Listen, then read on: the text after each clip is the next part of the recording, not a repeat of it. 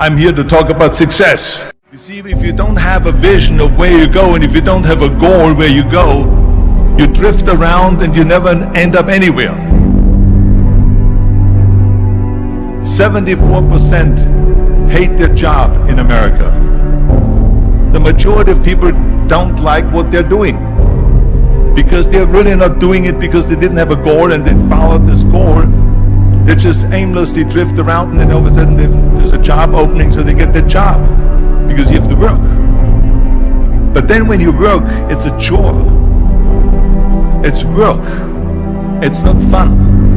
So if you think about, only a quarter of the people really enjoy what they're doing in life.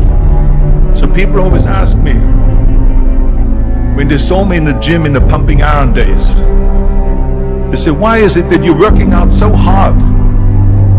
5 hours a day, 6 hours a day, and you have always a smile on your face. The others are working out just as hard as you do, and they look sour in the face. Why is that? And I told people all the time, I said, because to me, I'm shooting for a goal. In front of me is the Mr. Universe title. So every rep that I do gets me closer to accomplishing that goal, to make this goal, this vision, turn into reality. Every single set that I do, every repetition, every weight that I lift will get me a step closer to turn this goal into reality. So I couldn't wait to do another 500-pound squat. I couldn't wait to do another 500-pound bench press. I couldn't wait to do another 2,000 reps of sit-ups. I couldn't wait for the next exercise. So let me tell you something, visualizing your goal and going after it makes it fun. You've got to have a purpose no matter what you do in life. You've got to have a purpose. And Muhammad Ali worked his butt off. And I saw it firsthand. And I remember that there was a sports writer that was there in the gym, and he was working out and he was doing sit-ups. And they asked him, how many sit-ups do you do? And he said, I don't start counting until it hurts. Now think about that. He doesn't start counting his sit-ups until he feels pain. That's when he starts counting. That is working hard. And so you can't get around the hard work. It doesn't matter who it is. Work your ass off.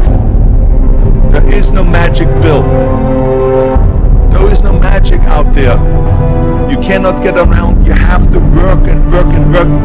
Make sure of this and make sure of that and all that stuff. So it's work. And it drives me crazy when people say that they don't have enough time to go to the gym for 45 minutes a day and work out. Or to do something for 45 minutes to an hour a day to improve. If it is physically improve or if it is mentally to improve. Imagine you read 1 hour a day about history. How much you will learn after 365 hours in 1 year. Think about if you study about the history of musicians, of composers, how much you would know. Imagine if you would work on a business, on some business that you want to develop every day for an hour.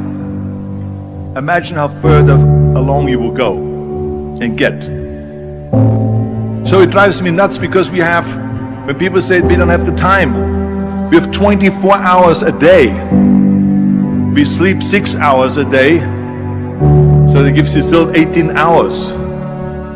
Now there's someone shaking their head out here in front. They say probably, I don't sleep 6 hours, I sleep 8 hours, right? I went to college. I went and worked out 5 hours a day, and I was working on construction. Because in those days in bodybuilding there was no money. I didn't have the money for food supplements or anything. So I had to go to work. So I worked on construction.